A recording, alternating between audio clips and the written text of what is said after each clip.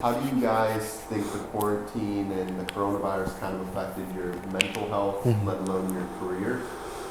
I'll be honest, and no disrespect, and I feel for those that have maybe lost family members or have been sick or lost their job. But last year was probably one of the best years I ever had. Yeah. You know, to be honest. I mean, you know, it gave me a space to be creative and game plan on how I want to do 2021. And it took all year to kind of get to where I am now to decide what I'm going to do for the immediate future. But, you know, I'm one that spends a lot of time by myself anyway. Like, I can be with people and be the life of the party, but I'm okay with being by myself.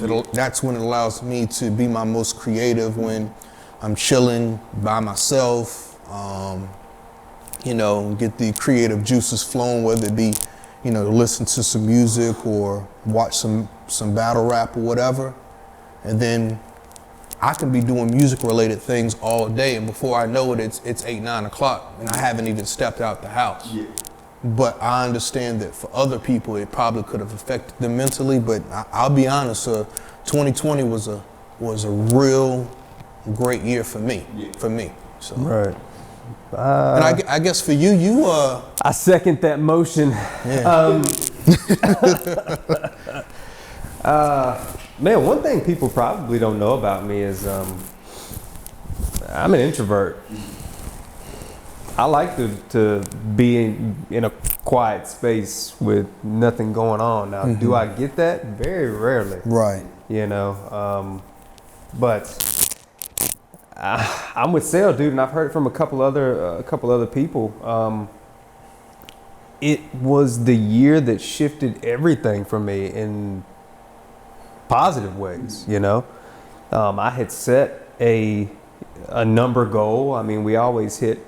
Everyone sets a number goal, you know, and if it wasn't for quarantine, I may not have even hit that goal, but I hit it and some. Yeah.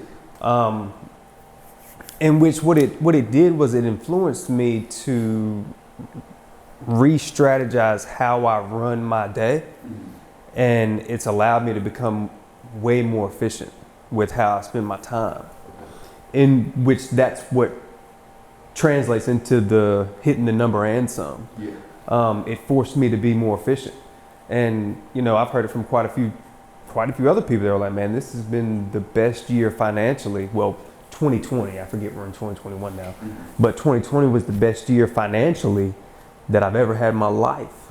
And I'm like, daggone. And these aren't coming from people younger than me, these are coming from people who are much older than me. Yeah. And I'm just like, man, so I'm not alone in this. You know, I know there are a lot of people out there struggling, but it's weird, man, because like my entire life, I have been subliminally conditioned by the people around me or the people in my family to always take what most consider an extreme negative and pull a lot of positive from it. You know, so like my grandmother passed away from Lou Gehrig's disease, ALS, and she was probably the best example for me as far as taking an extreme negative and pulling what you can from it up until the day you die. And, you know, kind of bringing that mindset from the example she set into COVID. I was like, I'm alive.